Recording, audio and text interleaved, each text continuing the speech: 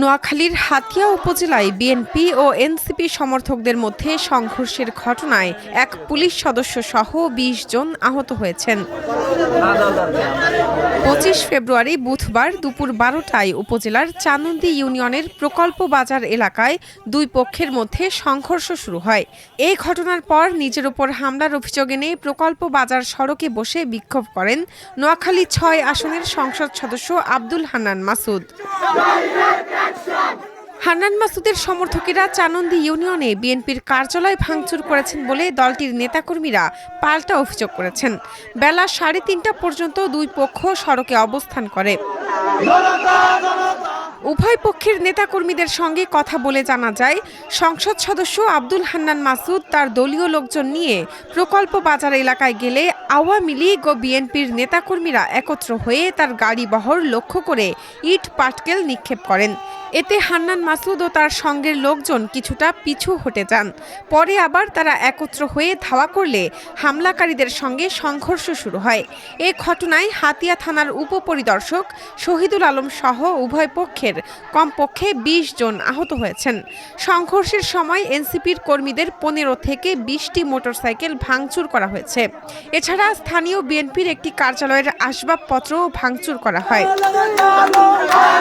হান্নান মাসুদ অভিযোগ করেন, নির্বাচনী সহিংসতায় ক্ষতিগ্রস্ত মানুষকে দেখতে ওই এলাকায় গেলে আওয়ামী লীগের স্থানীয় নেতা বেলাল মাঝির নেতৃত্বে তার অনুসারী ও বিএনপির কর্মীরা এক হয়ে তাদের ওপর হামলা চালান।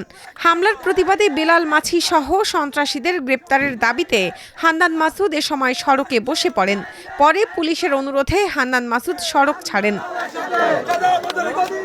আব্দুল হান্নান মাসুদ বলেন, হামলাকারী ব্যক্তিদের ইটের আঘাতে তার চশমা ভেঙে গেছে, তিনি আঘাত পেয়েছেন। এত কিছুর পরও পুলিশ কোনো পদক্ষেপ গ্রহণ করেনি বলে অভিযোগ করেন তিনি। আমরা যখন এখানে আমাদের আহত এবং হামলার শিকার বাড়িঘর দেখে যখন আমরা চলে যাচ্ছিলাম, সেই সময় ওনার পিছন থেকে সন্ত্রাসীরা যারা ডাকাত, চিহ্নিত ডাকাত, যাদের বিরুদ্ধে আগেও মামলা রয়েছে, তারা আমাদের উপর হামলা করে আমাদের কয়েকজনকে আহত করে সবাই আছে। আমরা এখানে অবস্থান নিয়েছি। প্রশাসন যতক্ষণ পর্যন্ত এর মেইন লিডারকে গ্রেপ্তার করবে আমি আসছি, এখানে আমি থাকবো।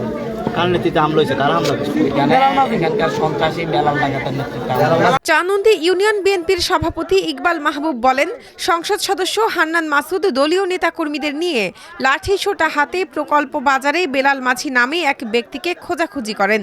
এ সময় মোহাম্মদ হেলাল নামের বিএনপির এক কর্মীকে মারধর করে তারা।